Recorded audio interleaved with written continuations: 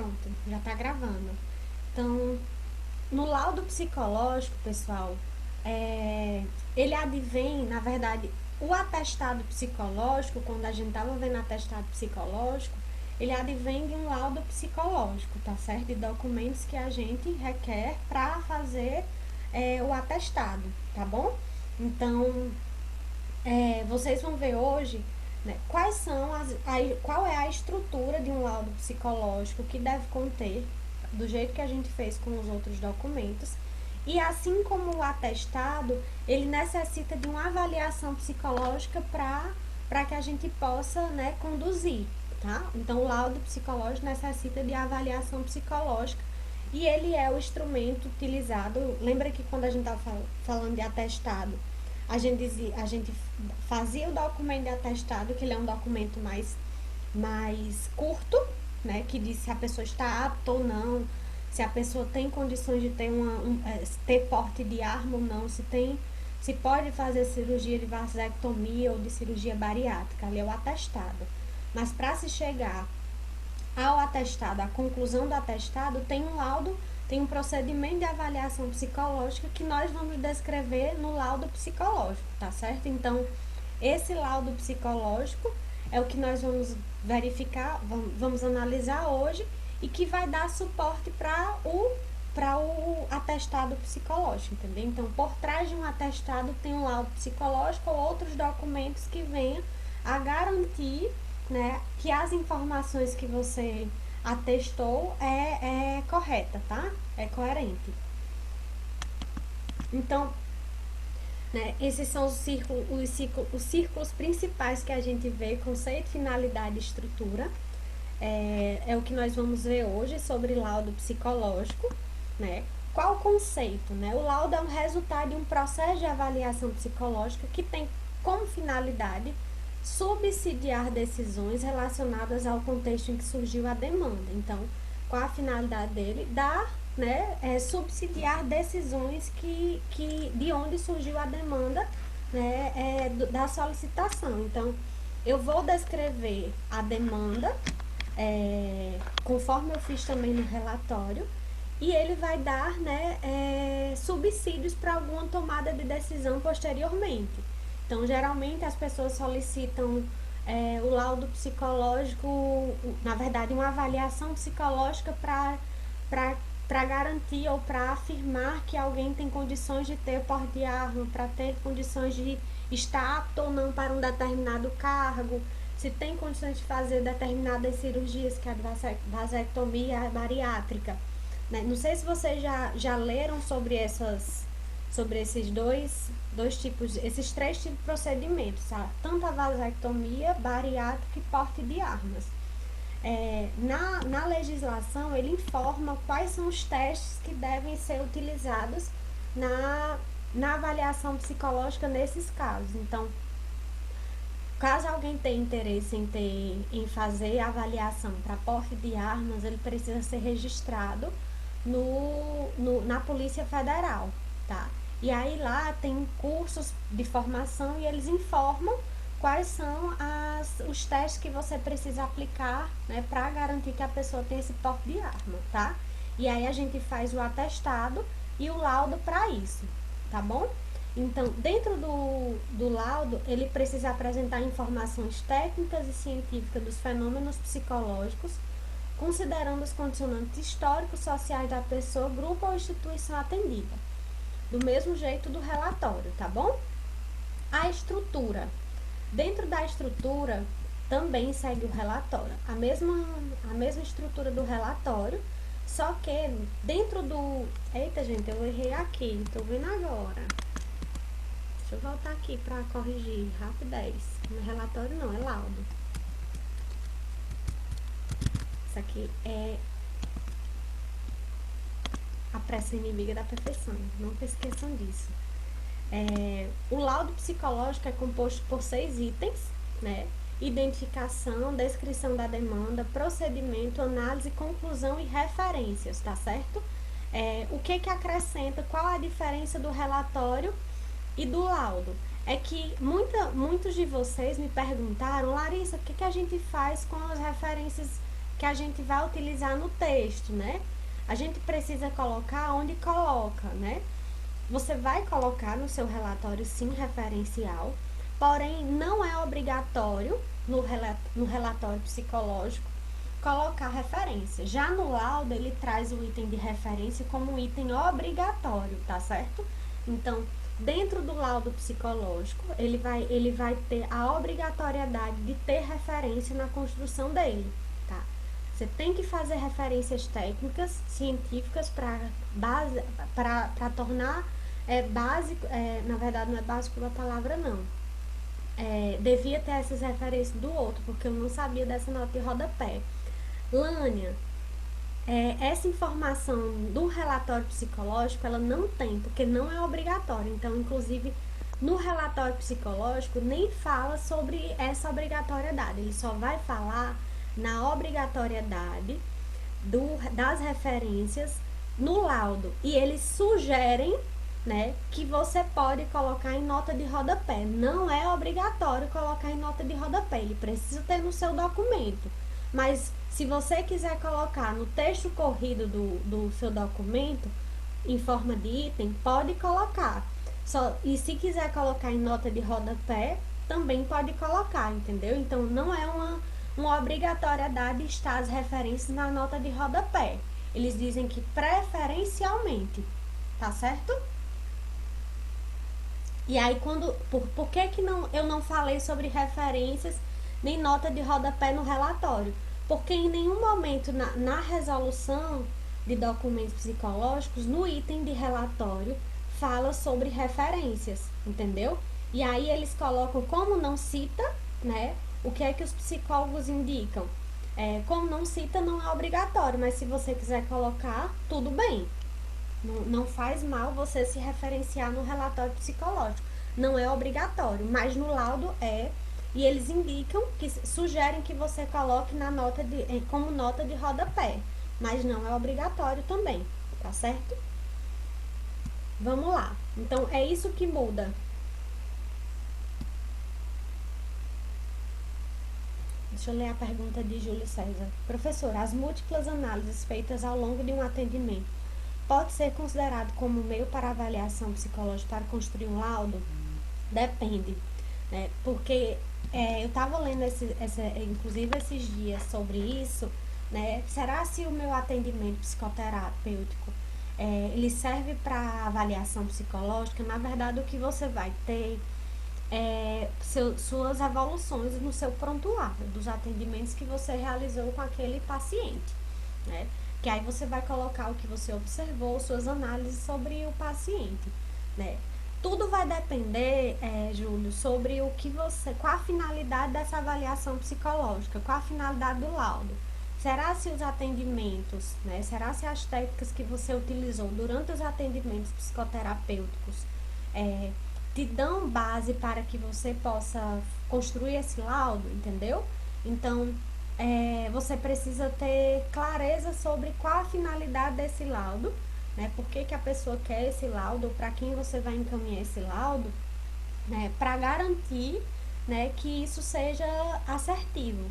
Por exemplo, na clínica, muitos psicólogos que atendem por plano de saúde, eles precisam elaborar laudos para entregar aos planos de saúde para justificar projetos terapêuticos, entendeu? E aí eles fazem algumas técnicas, a entrevista, eles informam o raporte, como é que aconteceu e tudo mais. Aí eles informam no laudo psicológico o que ele verificou ao longo desse tratamento, desses atendimentos, né? Informam qual a hipótese diagnóstica daquele paciente, para solicitar mais atendimentos para o seu paciente, entendeu? Aí você vai criar um laudo para entregar. Então, isso é uma atividade bem comum dos psicólogos que atendem por plano de saúde.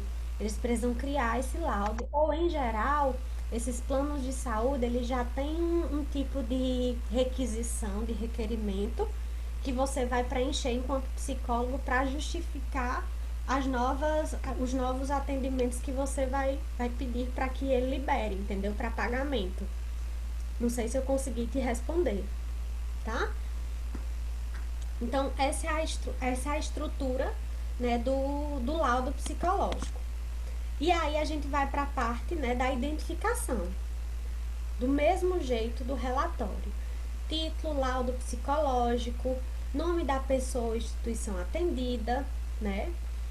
E quando necessário, outras informações sociodemográficas, nome do solicitante, identificação de quem solicitou o documento, né? Se foi realizada pelo Poder Judiciário, empresas, instituições públicas ou privadas, ou pelo próprio usuário do processo de trabalho prestado ou por outros interessados.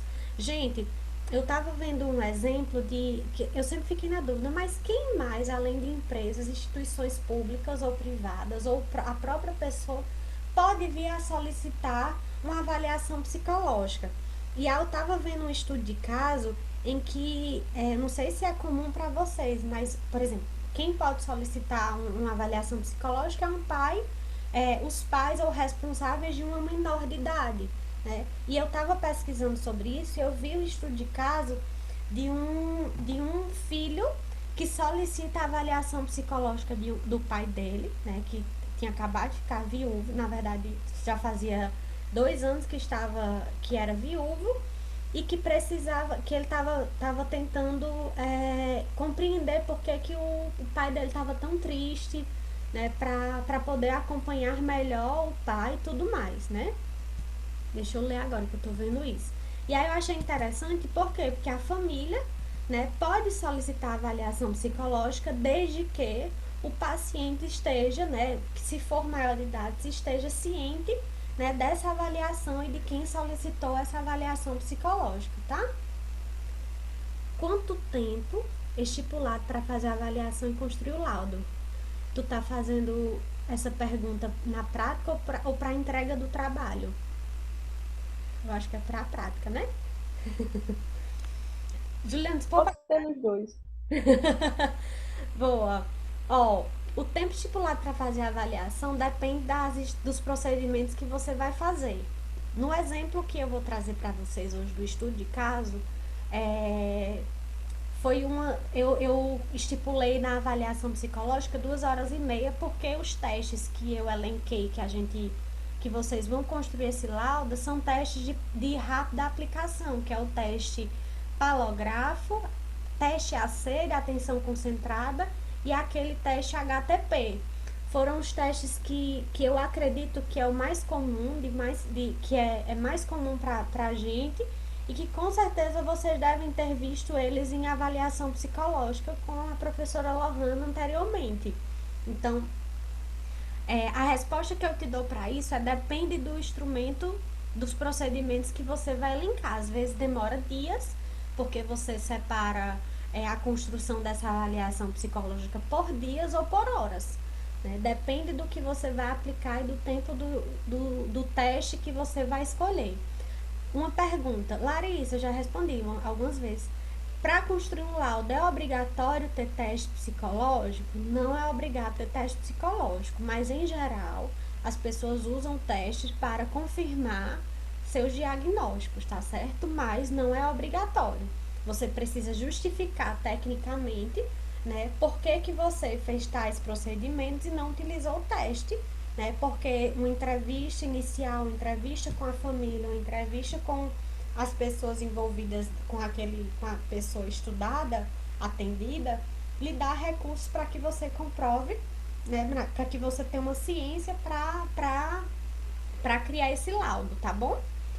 E com relação ao trabalho, a gente tá vendo hoje, vocês vão me entregar na próxima quarta-feira, tá bom? Te respondi, Juliana. Ficou claro? Pronto. Larissa, mas tipo, a dúvida para construir o laudo seria tipo, no geral, não para a gente, mas para um psicólogo comum, quanto tempo tipo, a instituição dá para receber o laudo. E agora a tua pergunta. É, entendi. É tipo assim, de quem solicitou, quanto tempo as pessoas dão, né?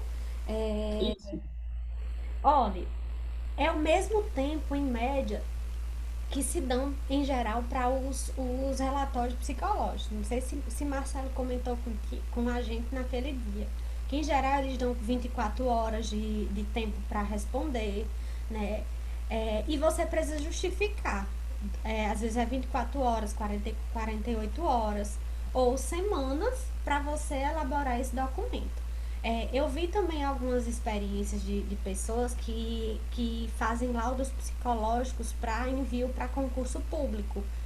E aí o tempo geralmente é de 15 dias para você fazer. Do dia que o solicitante pede para você, você tem um prazo de 15 dias para poder encaminhar esse laudo para a empresa que lhe solicitou. Então, é muito relativo a isso. Sempre que o prazo for curto e a demanda que for solicitada para você é maior do que aquela que você, pela sua experiência, né? Você acredita que não vai dar, você tem o direito de solicitar, né, um tempo maior para aplicar de forma mais assertiva essa avaliação psicológica.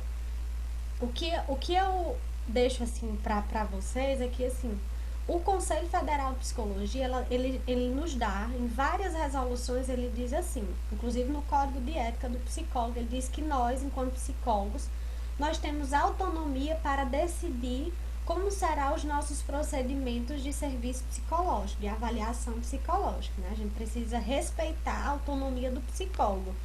É. E aí, quando a gente vê alguns abusos de poder com relação. Geralmente, esses abusos de poder vêm dos órgãos, né, públicos, né, que querem que a gente entregue, que a gente faça no tempo deles, né, pela urgência deles. Nós temos autonomia para isso, e a gente precisa sempre conversar, dialogar com o solicitante sobre esse prazo que ele solicitou para a gente e também adequar os testes psicológicos, os procedimentos a esse tempo, tá? Inclusive se respaldar no momento da conclusão que tais informações, tais procedimentos foi possível, né, ser retirado, ser chegado a essa conclusão, né, vocês inferiram essa avaliação psicológica tal conclusão. No entanto, sugiro que haja uma nova avaliação daqui a algum tempo, com um período maior para aplicação, para se chegar a uma conclusão mais assertiva sobre o processo. Então, no documento psicológico, tudo vai depender também da forma como você esclarece o que ocorreu, né, e o tempo que você levou para fazer isso. Por exemplo, na descrição da demanda, você pode dizer: recebemos da Defensoria Pública, né, a solicitação para uma avaliação psicológica, né, de um idoso para verificar se ele tem condições de ter o benefício X. E aí você vai verificar isso, né? Se ele pedir hipótese, se ele pedir diagnóstico sobre tal pessoa, você vai, né, escrever isso na demanda. Na descrição da demanda você tem que deixar claro o tempo que foi dado, né, para que você possa executar essa avaliação psicológica, porque aí você se resguarda também, tá bom? E aí sempre que a gente se vê, né, sempre que a gente se vê insegura sobre o procedimento, que procedimento fazer, a gente deve recorrer ao nosso conselho regional, né, que eles são as pessoas, os órgãos principais que vão nos orientar, né, de forma ética, né, e assertiva para a condução do nosso trabalho. Ainda bem que a gente tem o nosso conselho que nos dá esse suporte de forma muito tranquila, tá bom? Larissa, com relação ao tempo, né? Quando a gente começou fazendo. Tá me ouvindo? Tô. Pronto. Quando a gente começou fazendo, eles começaram a dar um prazo de 1 semana, né?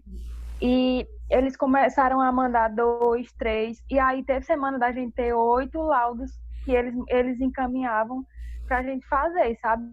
Era como se fosse um abuso mesmo, porque a vara de Juazeiro, eles não têm equipe psicossocial, né? Que é composta por psicólogos, assistentes sociais, e aí eles começaram a sobrecarregar tanto que depois a gente, Moema estava pedindo, né, para ir adiando os prazos, e depois a gente tinha que estar fazendo uma lista de quem tinha mais precisão, por exemplo, né, quem estava há mais tempo, porque a gente estava quase sem dar conta de tanta coisa. E Pois os é. prazos muito curtos mesmo. Eles querem urgência. E aí, imagine só que vocês lá no NPJ, vocês têm Moema, que ela vai revisar todos os laudos que vocês estão construindo. E era uma equipe de quantos estagiários, Juliana? Começou eu, Vitor e Lívia, aí depois entrou mais 2 pessoas, eram 5. No segundo, a gente começou em 3, aí depois ficaram 5.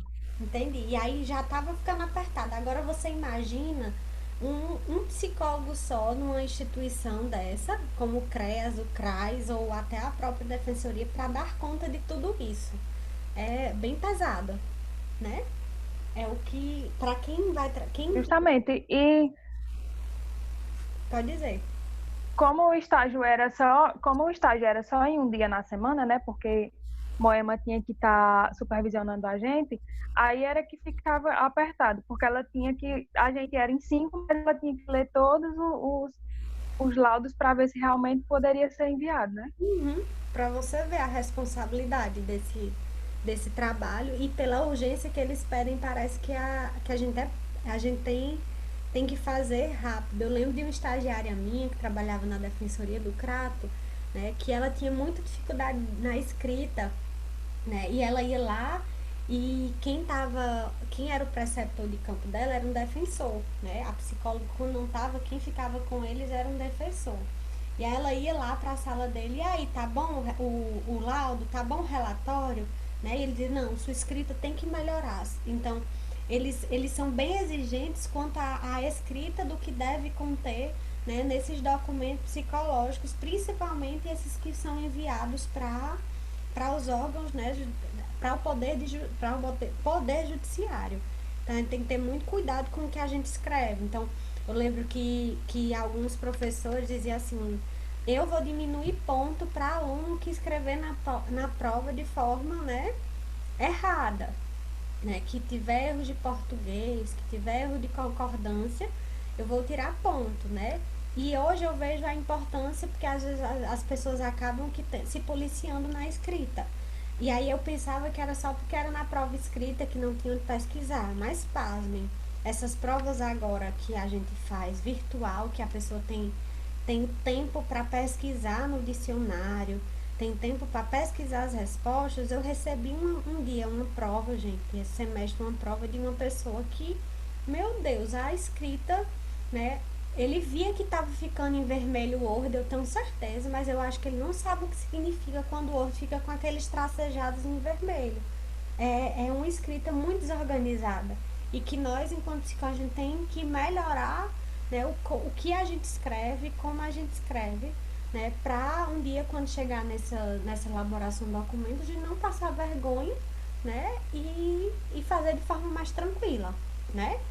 Então, a identificação, ela segue a mesma orientação do relatório, tá? Com finalidade e nome do autor do relatório.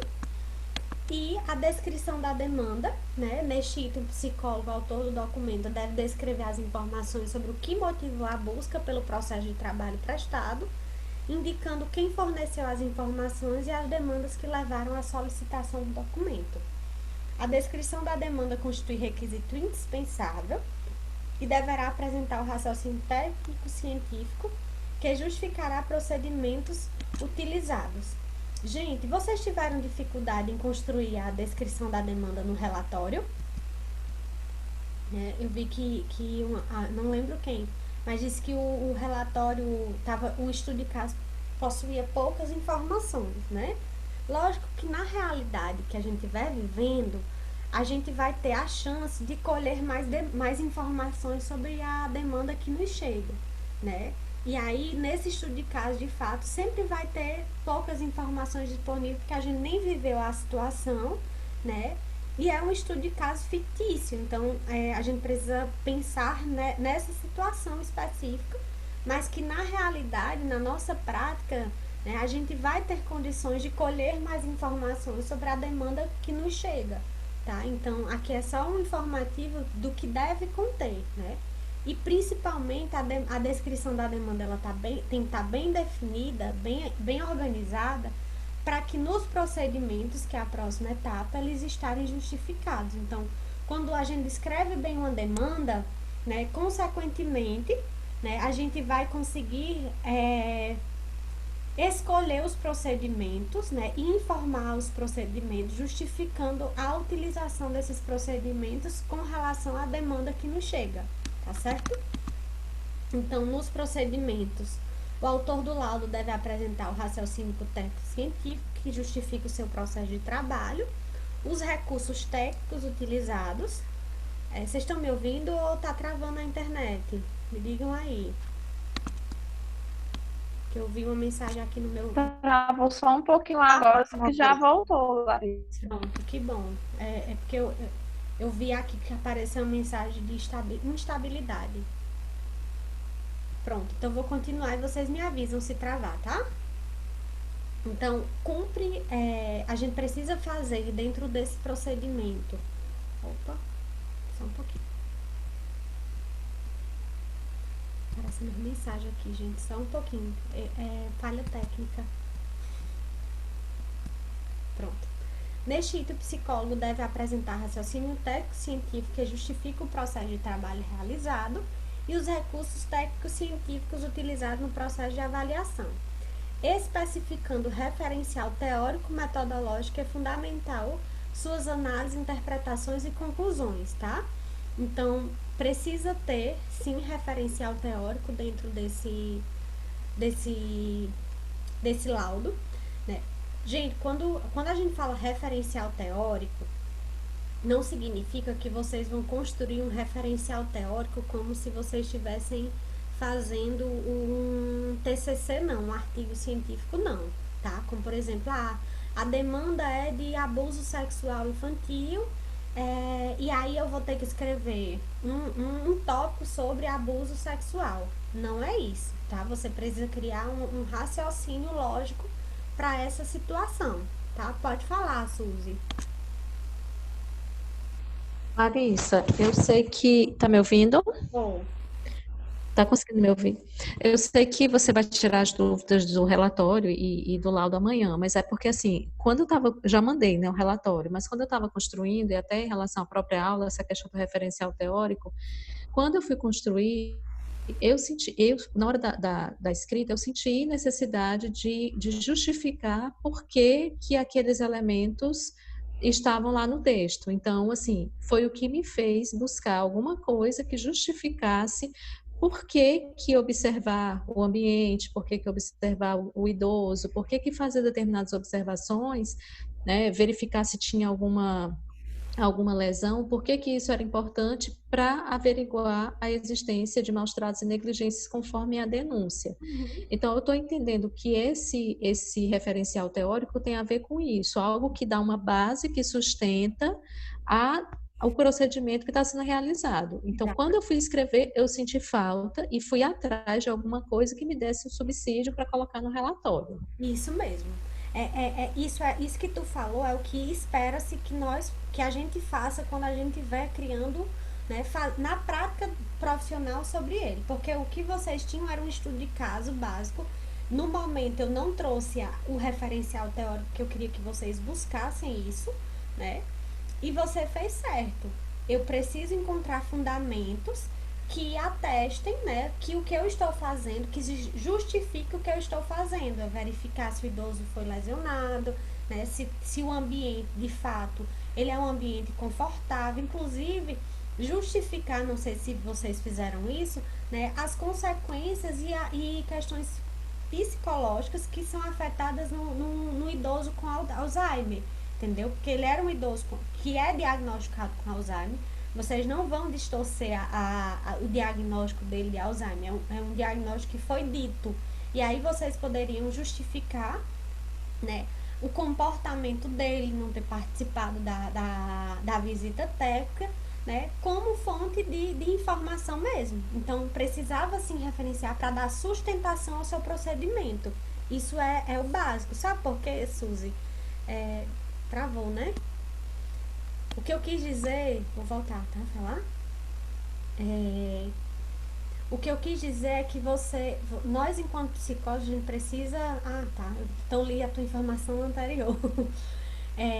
A gente precisa se respaldar cientificamente com base no referencial técnico e metodológico, porque tem muito psicólogo, né, que está no seu CRAS, no seu CREAS, na sua clínica, que está fazendo avaliação psicológica sem base científica, faz pelo senso comum mesmo.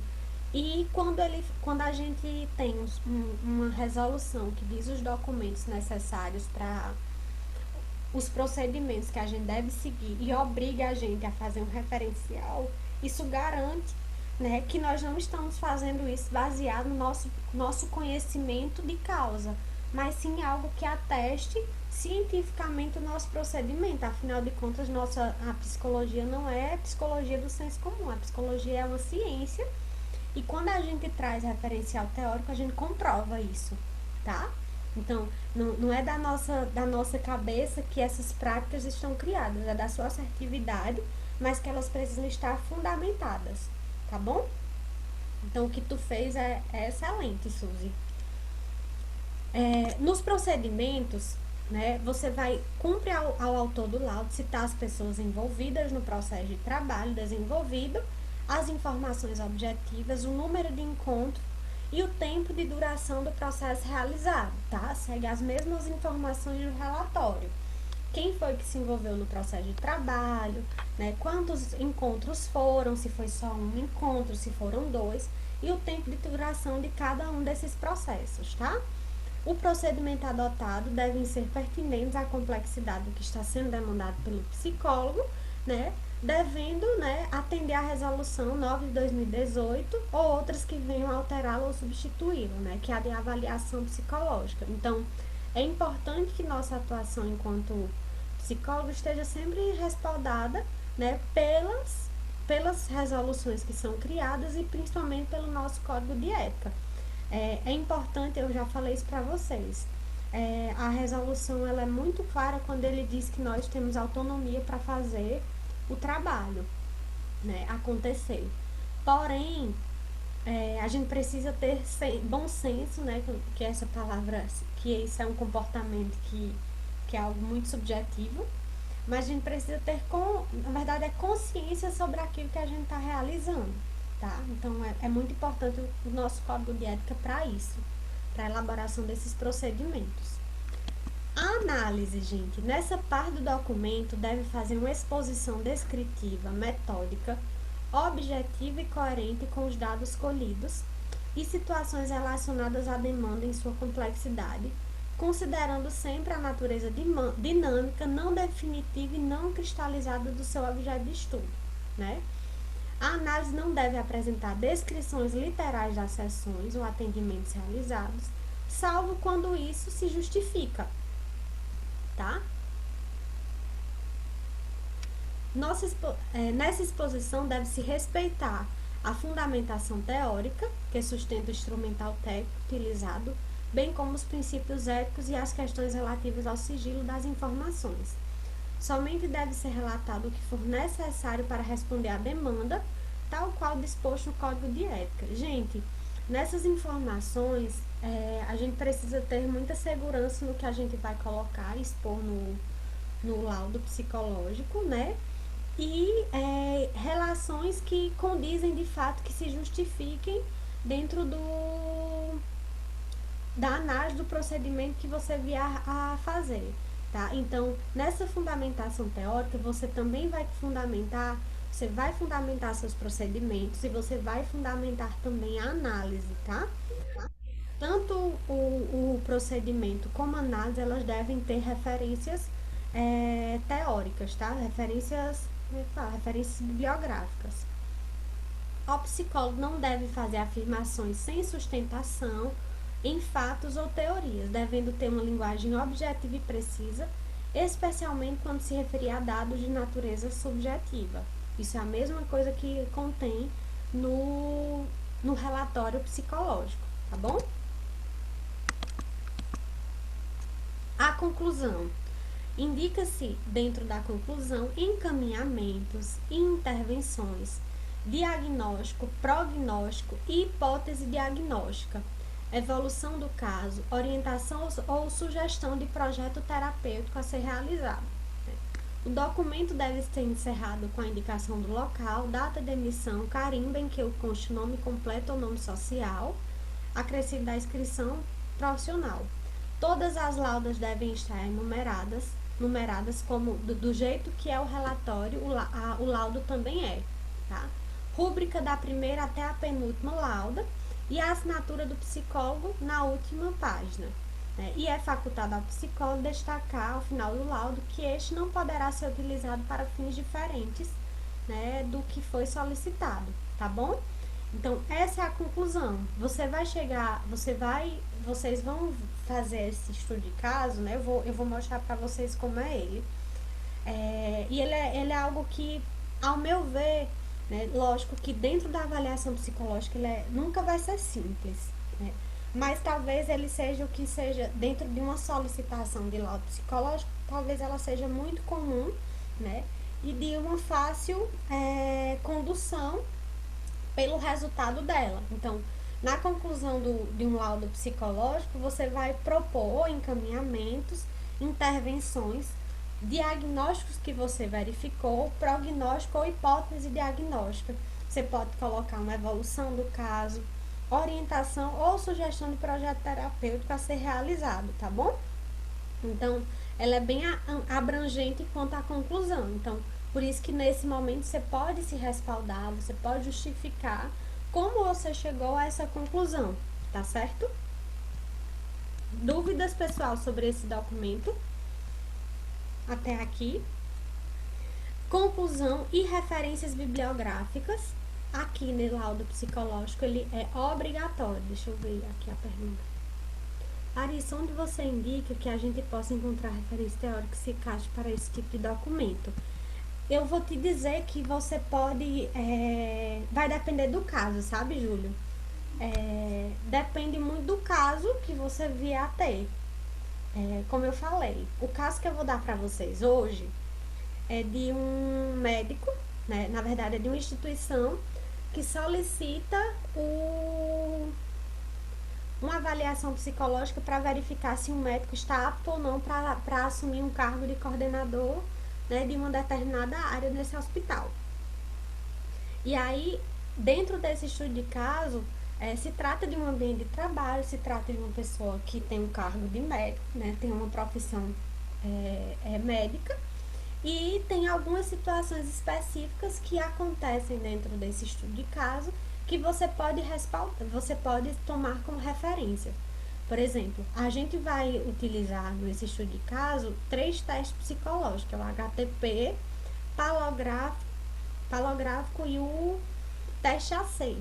Então, como vocês vão encontrar referências teóricas? Vocês não vão encontrar o manual, né, do teste AC. Ou se tiver, tá errado, é antiético ter esse manual do teste disponível na internet.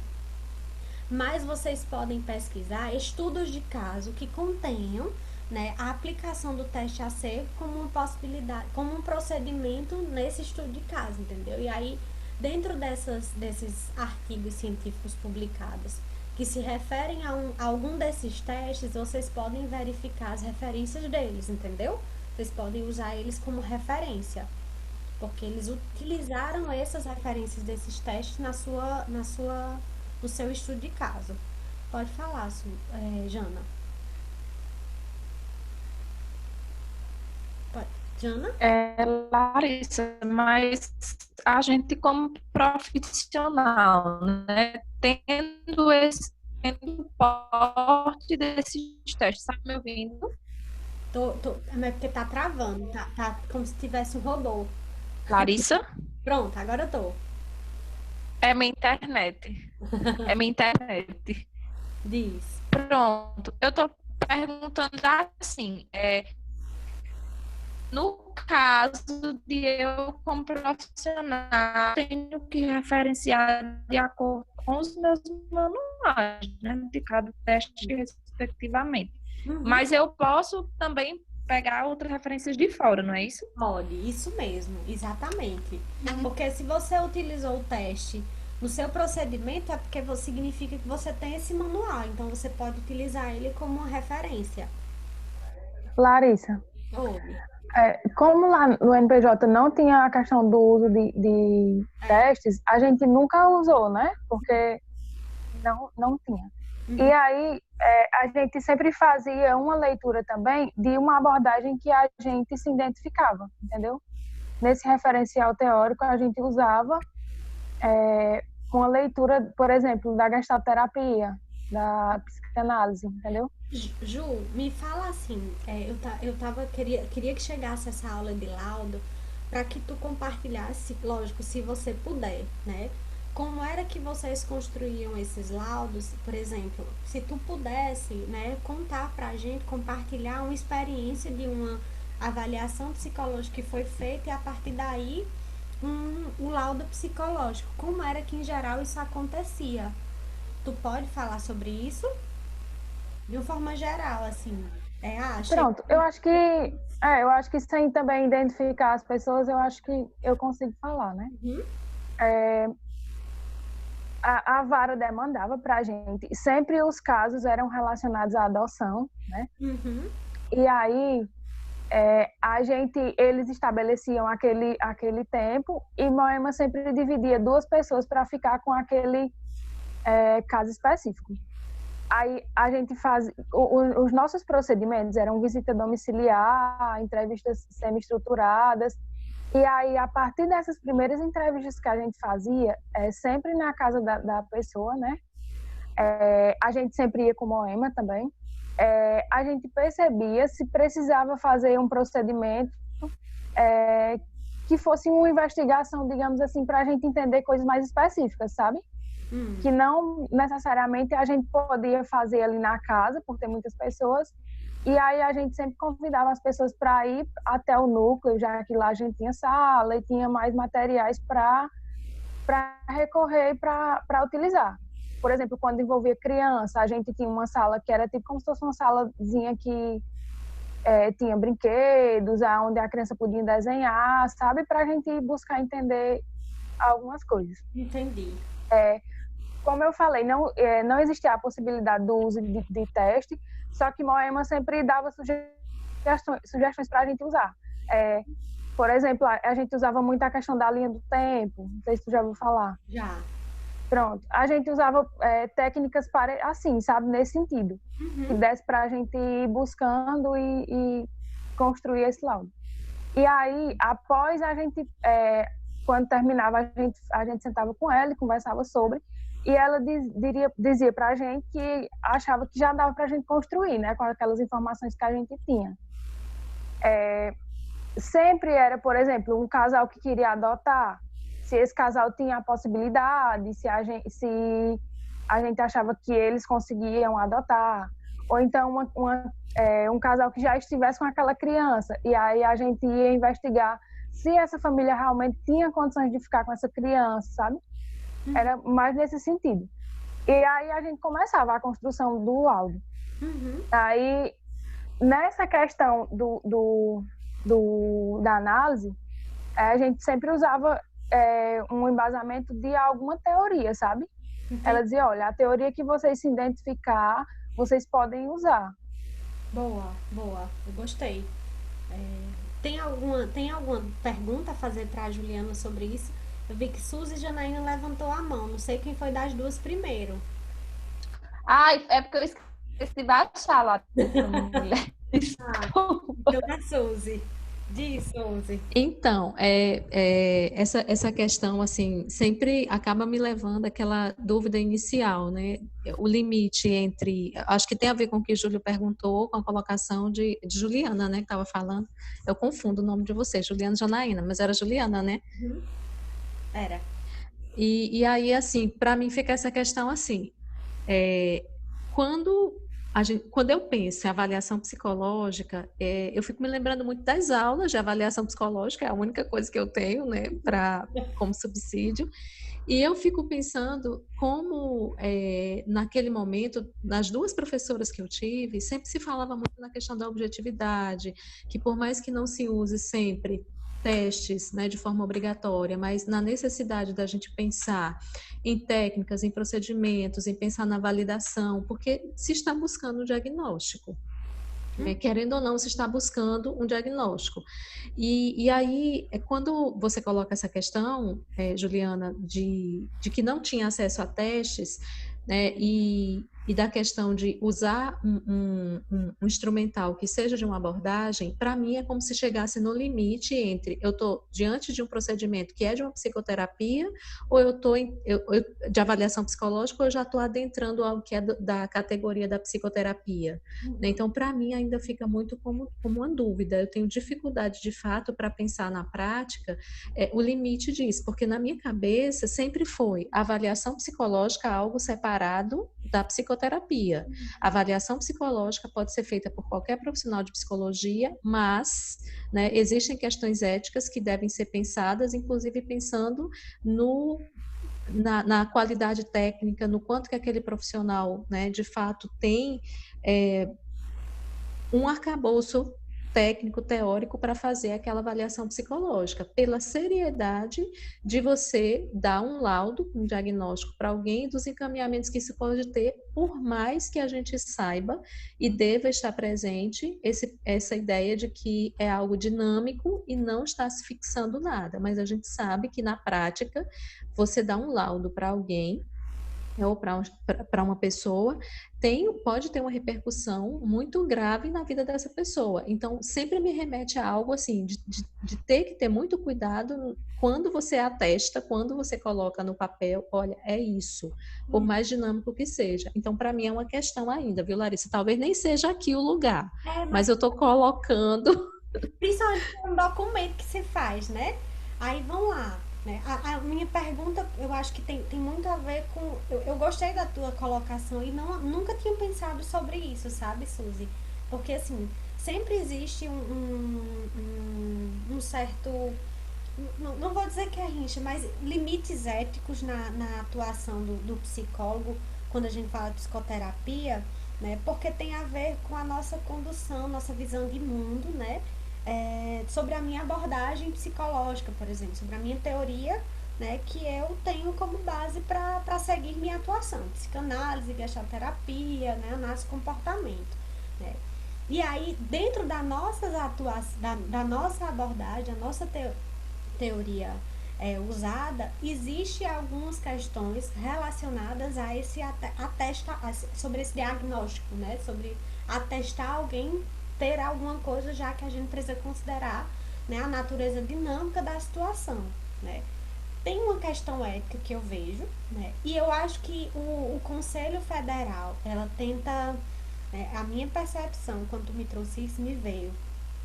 É por isso que, talvez, dentro dessa própria resolução, eles digam em todo momento que deve-se considerar a natureza não cristalizada, e eles dizem que a gente deve datar aquela informação. Só que o que tu tá me dizendo com o que tu tá falando, como é que me chega? É que assim, Larissa, entendemos, eu sei que tem uma data, eu sei que isso pode mudar dentro dos condicionantes da pessoa, só que quando você atesta alguém sobre algo, tem um peso muito grande na vida dele. E aí tem uma questão ética sobre o que eu realizo dentro da minha prática profissional, não é isso? Essa é a questão fundamental que a gente precisa ver. E aí eu te digo, Suzy, vai da nossa atuação, né? Eu acho que tem psicólogos e psicólogos que vão atestar ou não atestar, né, as pessoas sobre determinado diagnóstico. E é muito mais uma prática que nós deveríamos, inclusive, levar em consideração, né, no nosso fazer, né, baseado na nossa atividade profissional. Eu acho que teu comentário ali é muito pertinente para nossa aula. E aí eu acho que, inclusive, deveríamos discutir mais sobre, né, quais são os limites da nossa atuação, né, quando a gente faz um diagnóstico. Será se isso vai acontecer ou não? A questão ano passado eu fui para um congresso, acho que Cris foi também para esse congresso comigo, Cristiane Davi, psicologia organizacional, e uma pessoa disse assim: gente, daqui a pouco os testes psicológicos vão sumir, tá? Lidem com isso. Não vai mais existir essa ideia de atestar nada para ninguém. Ninguém atesta nada, ninguém é obrigado a viver com um diagnóstico sobre algo, porque isso tem um peso muito grande sobre, né, a pessoa que tem esse diagnóstico. Então a gente precisa pensar para além desse documento. Não sei se tu concorda que vai sumir, se vocês concordam que vai sumir ou não, né, esses testes psicológicos. Inclusive eu mandei essa pergunta para a Jéssica, ela vai fazer uma live, acho que essa semana, ou é sexta ou é amanhã, e aí eu mandei essa pergunta para ela discutir na live dela. Enfim, são questões. Ei, Larissa, eu acho que foi a que eu estava assistindo agora, às 7 horas. E foi? Foi aquela que ela mandou uma caixinha de perguntas, né? Foi. Aí eu mandei uma pergunta. Foi. Eu acho que foi essa. Inclusive, ela até colocou nessa. Pois a minha internet não estava muito legal, então eu não acompanhei totalmente, né? Mas ela fez umas colocações bem legais, inclusive até falou dessa questão, né, da necessidade de ter uma visão de homem de mundo, né? Para que essa análise seja feita de uma forma mais coerente. Inclusive, ela discutiu sobre essa questão dos testes, mais voltados à questão do uso, justamente essa possibilidade, né, de futuramente talvez não ser restrito apenas ao uso do psicólogo. São muitas. E assim, Larissa, do jeito que eu acho que o teste psicológico ele delimita muito a pessoa, né? Eu, por exemplo, eu faço aquele teste ali e ele me diz que eu tenho tal coisa, né? E assim, eu sei que vai depender muito do dia e de como a pessoa tá, e que aquilo não é cristalizado, mas é uma coisa que vai medir o que eu sou, né? Vai como se fosse me limitar aquilo, eu sou isso. Por isso que nos concursos públicos que tem, né, a etapa da avaliação psicológica, as pessoas, quando eles não são aprovados, não dizem, o psicólogo diz que ele não está apto para a função, ele entra com recurso e depois é aprovado, entendeu? Então é algo que é muito que a gente precisa fazer uma análise bem mais aprofundada sobre isso, né? Para que a gente compreenda esse lugar da avaliação psicológica na elaboração do documento, né? Diz, Suzy. Então, eu não sei se os testes vão sumir, na verdade eu nunca tinha pensado nisso, não pode ser o que eu pensei agora, vai estar gravado. Eu esqueço já falei, mas você tá certa.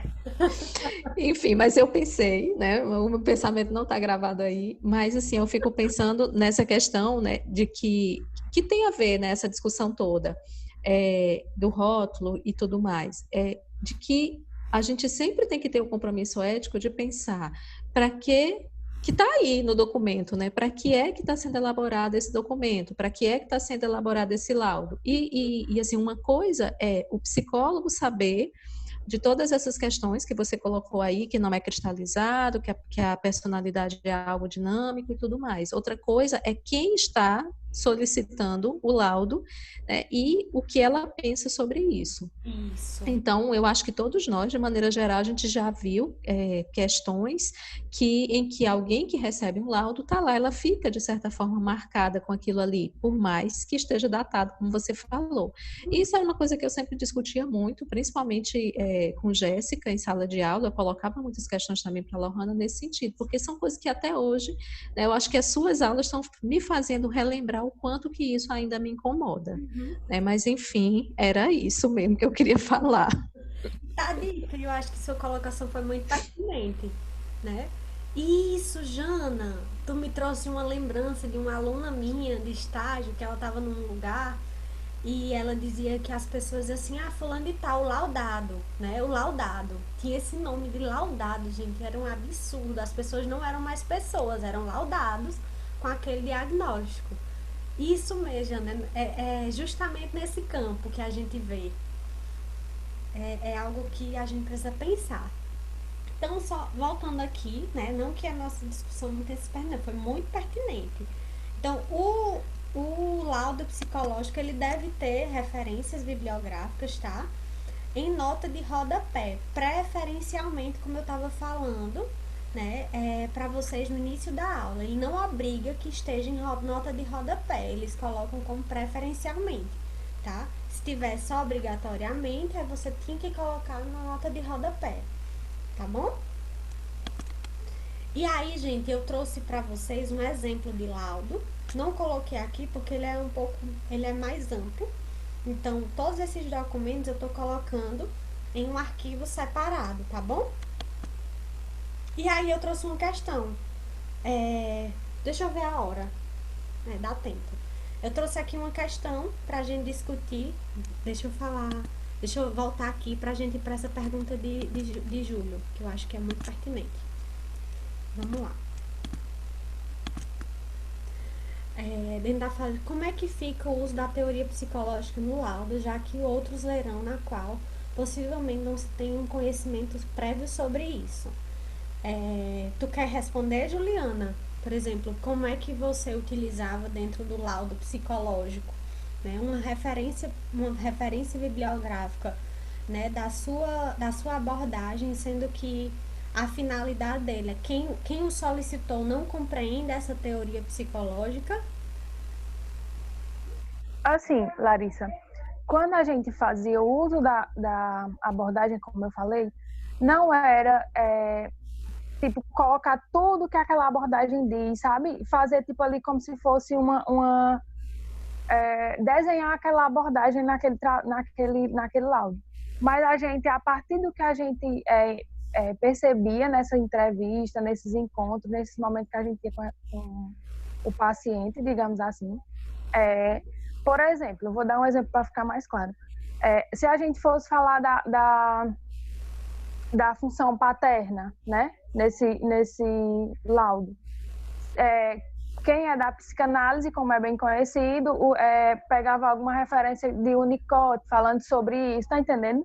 Uhum. Era mais nesse sentido de respaldar o que seria essa função paterna, sabe? Entendi. Nesse sentido, para não ficar uma coisa solta de colocar lá, por exemplo, a função paterna, sim, mas e o que é isso? Talvez quem lesse não soubesse como a gente o que seria, entendeu? Era mais nesse sentido. Entendi. Eu acho que o teu exemplo ficou muito claro, né? Isso que Janaína colocou também é importante, né? A linguagem precisa ser clara para que o outro que eu vou encaminhar esse laudo compreenda o que eu estou querendo dizer, né? Quando eu trago aquela referência, tá certo? Justamente. Claro que a gente não ia usar, por exemplo, técnicas específicas de uma abordagem lá, falando sobre, porque as outras pessoas não iam conhecer dessa técnica, nem ia saber como isso funciona, sabe? Uhum. E até nisso eu abro um parêntese, né? Eu acho que se a gente escolher um teste psicológico, seja ele qual for, outros profissionais de outras áreas não vão saber o que é. Então, nós temos que justificar, entendeu? Então, a linguagem precisa estar sendo acessível para quem encaminha, para que ele possa ter clareza sobre o que significa, o que é que esse teste representa, o que é que ele vai avaliar, né? E aí isso se justificava teoricamente, né? Do mesmo jeito que a gente faz com uma linguagem de uma referência de uma teoria psicológica, tá bom? Justamente. Gente, vamos para uma questão bem rápida, tá? No item análise de um laudo psicológico deve apresentar uma descrição detalhada de todas as sessões realizadas e do atendimento que motivou a solicitação do documento, né? Evitar qualquer menção ao referencial teórico que sustenta o instrumento técnico utilizado sem respeito às questões de confidencialidade, né? Utilizar a linguagem apropriada aos conhecimentos psicológicos, enfatizando os aspectos subjetivos na comunicação de suas conclusões. D. Oferecer o maior número de dados e resultados da avaliação realizada, e não somente as informações que justificam o encaminhamento por ele sugerido. E letra E. Fazer uma exposição descritiva de forma metódica, objetiva e coerente com os dados escolhidos sobre a situação que foi alvo da avaliação. Qual é a resposta certa? Vou deixar vocês lerem.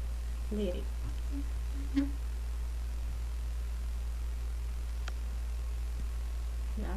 1, 2, 3. 3 pessoas. Isso, gente. Letra E, né? Dentro do laudo psicológico, eu devo fazer exposição descritiva de forma metódica, objetiva e coerente com os dados escolhidos sobre a situação que foi alvo da avaliação, né? Eu não devo dar detalhe de todas as sessões, inclusive ele deixa claro isso, né? Eu não devo evitar menção de referencial teórico, pelo contrário, eu devo fazer, né?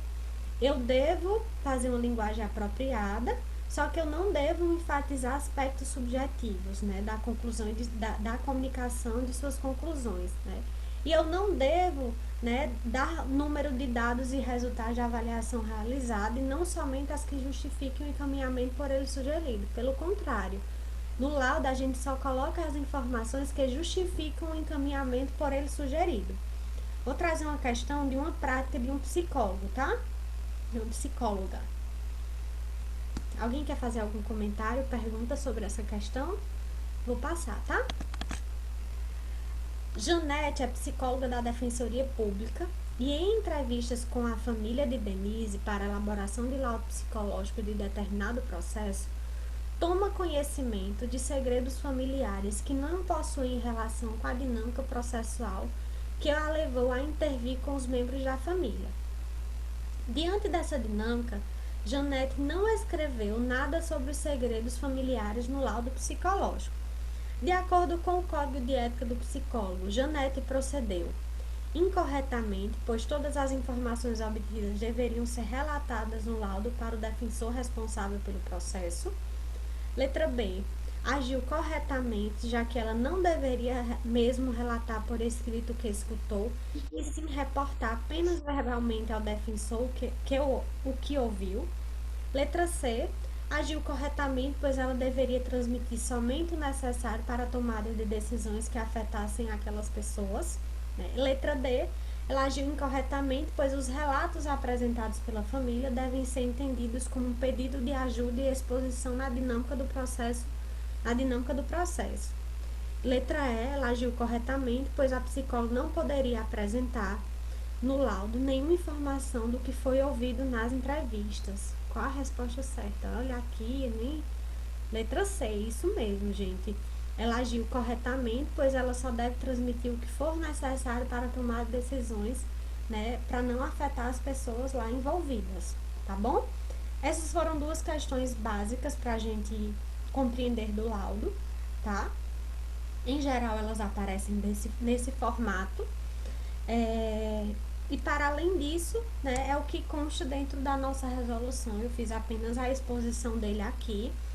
E vou mostrar para vocês como é o nosso estudo de caso, tá certo? Deixa eu só passar aqui. Ó, gente, o laudo psicológico, ele deve ser entregue dia 10 de junho, tá? Na próxima quarta-feira. Amanhã vai ser o dia que vocês podem tirar as dúvidas, tanto do relatório como do laudo psicológico. E eu vejo, né, um feedback para vocês. Eu entendo que deve estar corrido para vocês esse final de semestre, que tem muitas questões que vocês deixam para fazer em cima da hora por não ter tempo mesmo, eu entendo. Mas eu vejo que no momento da aula, poucas pessoas tiram dúvidas sobre a aula dedicada a tirar dúvidas sobre o laudo, né? Alguns poucos alunos realmente utilizam para tirar as dúvidas. E depois eu não acho ruim responder. Só que eu acho que são dúvidas que, inclusive, eu já respondi durante a aula e a pessoa nem se atentou para ver, entendeu? Era esse o feedback que eu queria dar para vocês. Que muitas vezes as dúvidas que as pessoas tiram no grupo são dúvidas que algumas pessoas me procuram depois no privado e as pessoas não se atentaram para ler. Mas eu estou disponível sim para responder qualquer dúvida que vocês tiverem, né, com relação à elaboração do relatório e do laudo, tá bom? Então lembrem que o prazo para envio do relatório é só até amanhã, tá? E do laudo psicológico na próxima semana, tá bom? Gente, coloquei o estudo de caso em um documento separado. Vou mostrar aqui para vocês, tá? O estudo de caso. Não vou ler esse estudo de caso na íntegra para vocês. Eu vou explicar esse estudo de caso para que vocês tenham clareza. Por quê? Porque ele, ao contrário do relatório psicológico, que disseram que tinham poucas informações, nesse eu já coloquei muitas informações para que possam minimamente, né, ajudar vocês na elaboração desse laudo, já que trata-se de um documento que advém de uma avaliação psicológica, tá bom? Então, o que se trata esse laudo, esse estudo de caso? Eu vou ler o início só para que vocês entendam. O Hospital Vida e Saúde de Juazeiro do Norte solicita uma avaliação psicológica do médico George Cabral Guedes, 30 anos, com o intuito de analisar a aptidão do mesmo para o cargo de coordenador médico do setor de emergência, tá? Então, o Hospital Vida e Saúde solicitou uma avaliação psicológica deste médico, né, para verificar se ele está apto para assumir o cargo de coordenador médico do setor de emergência. Na solicitação, o hospital requer a aplicação dos seguintes testes. Gente, deixa eu só esclarecer uma informação para vocês. Tem empresas que quando elas vão solicitar, é como se fosse também um porte de arma. Ele diz qual é os testes que o psicólogo tem que aplicar.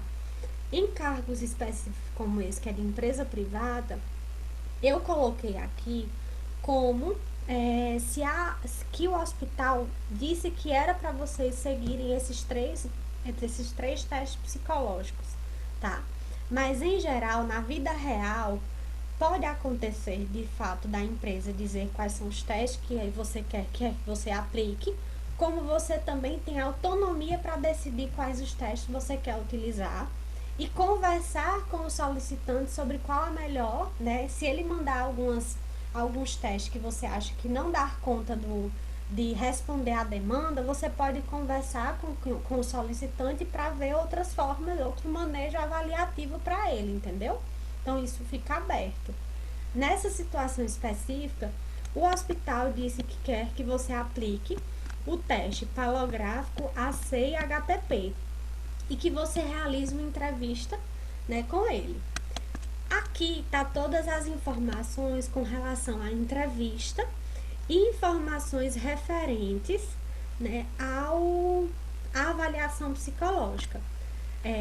Então, eu coloquei aqui um pouco da entrevista dele e embaixo, logo depois, eu fui colocando o que é que o teste AC palográfico significava e o que foi observado, né, dentro desses testes, tá certo? Então, dentro desse estudo de caso, tem todas as informações das conclusões do que o teste resultou. O teste apareceu isso, o teste identificou tais e tais comportamentos, como por exemplo esse aqui. De acordo com a avaliação do resultado dos testes, pode-se concluir através do teste AC que a capacidade de atenção concentrada do examinado é mediana, né? E aí eu já coloco a informação. Comparando-se aos resultados quantitativos entre o teste AC e o palográfico, é possível, né, inferir que o nível de produtividade do candidato é médio, refletindo no rendimento médio do trabalho. Leiam o estudo de caso na íntegra, leiam 1, 2, 3 vezes, para que vocês possam, né, organizar as informações aqui para a construção do laudo, entendeu? Eu acredito que aí constam informações que vai condizer com todos os requisitos que a construção do laudo psicológico necessita. Aí só não tem as referências bibliográficas, tá? Que aí é vocês que vão procurar. Outra coisa, deixa eu só explicar para vocês. No final, você vai elaborar um laudo psicológico do processo realizado e na conclusão vocês vão dizer se vocês acreditam que com essas informações ele está apto ou inapto para a função de coordenador médico, né? Ou que orientações você daria para esta pessoa, tá certo? Para que vocês encaminhem para o hospital. Tudo bem? Deixa eu mostrar aqui. Deixa eu só mostrar aqui um modelo de relatório que eu já disponibilizei para vocês. Vejam aqui esse modelo de laudo psicológico, tá? Tem aqui, do mesmo jeito do relatório, identificação, descrição da demanda, procedimentos, análise, conclusão. Deixa eu ver. No caso, a parte de referenciar entra quando estivermos falando dos testes, entra no todo, tá, Lânia? Entra naquilo que se justifica a sua análise técnica. Por exemplo, você pode usar o referencial teórico na hora que você for justificar os procedimentos realizados e na hora da análise, tá bom? Então, não tem uma regra específica, vai depender do que você for colocar. Nos testes, sim, você pode também referenciar. Aqui é a estrutura do relatório como um todo. E bem aqui, gente, ó. Aqui o meu laudo psicológico, ele tá bem curtinho, ele só coube uma folha. Em geral, isso não vai acontecer. Geralmente os laudos têm 2, 3 páginas. Não sei o que vocês vão escrever, né? Mas vejam só, a referência, ela tá bem aqui em nota de rodapé. Vejam só como ela fica aqui meio transparente, aqui. Como é que bota uma nota de rodapé, Larissa? Eu clico geralmente no meu computador, eu só clico embaixo da folha e ela aparece. Eu coloco assim. Vou fingir que eu não tenho nota de rodapé, tá? Só para ensinar para vocês. Eu vou aqui inserir no meu Word e vou para cá. Nota de rodapé. Clico aqui. Só um pouquinho. E aí eu coloco uma nota de rodapé em branco. Aí eu coloco aqui, referências. E aqui eu vou citando as referências que eu for utilizar, tá certo? Dúvida pessoal sobre esse material, ele também está disponível, né, no nosso Moodle e eu vou mandar agora no grupo da turma, tá certo? Então, gente, por hoje é isso, né? Em cada página a gente pode fazer isso, a nota de rodapé. É porque, em geral, deixa eu ver se é assim mesmo, tá, Jana? Deixa eu só tirar tudo. Larissa, tem um itemzinho no Word que você clica, em referências. Aí lá tem uma numeração que você clica no local onde você quer inserir. Aí ele vai numerando já na sequência. Aí em cada página já vai entrando. Uhum. Tu sabe qual é esse lugar? No meu, porque eu acho que vai depender do ano, né? No meu tem um item que é referências em cima. Consigo botar Aí você clica em referências. aqui. Referências. Isso. Isso. Aí não tem ali AB com um númerozinho em cima, inserir nota de rodapé. Isso.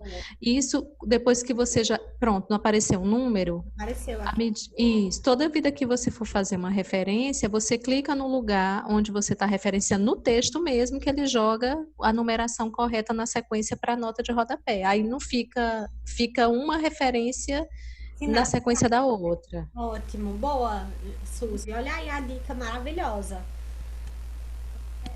É vivendo e aprendendo, né? Fizemos isso manualmente.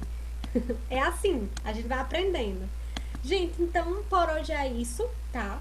Amanhã eu vou estar disponível para que vocês possam tirar as dúvidas comigo sobre esse material, né? E no mais, qualquer informação, estou à disposição. As referências usam no corpo do laudo, né? Como assim? Eu não entendi tua pergunta.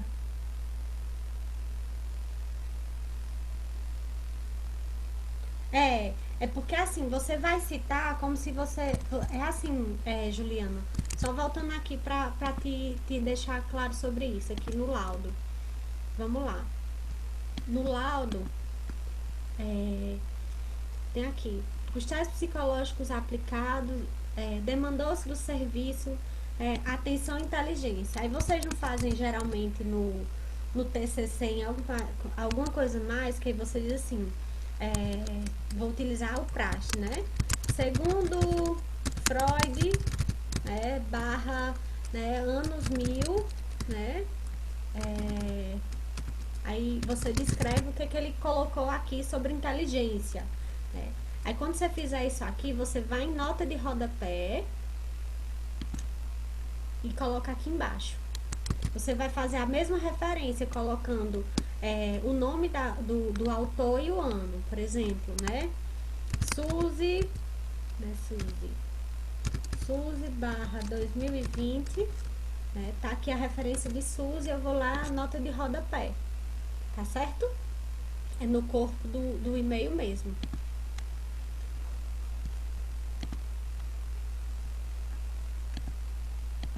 Pronto. Então, gente, boa noite, tá? Fiquem com Deus e se cuidem se puderem, não saiam de casa, pra gente ficar logo junto o mais breve possível. Suzy, tu tem alguma expectativa, Suzy? A gente tá terminando o semestre. Minha gente, vocês não viram não a decisão aí já de prorrogar por mais 60 dias o nosso afastamento até agosto? Eu mandei nos grupos aí. Eu não vi, Suzy, eu não vi. Pois é, foi prorrogado por mais 60 dias. Escolas e universidades. Obrigada. Nós seremos os últimos, Larissa. Ei, Suzy, eu vou comprar um computador, tá? Acho bom. É melhor comprar o computador logo. Então, gente, é isso. Eu vou dormir. Toda vez que SUS dá uma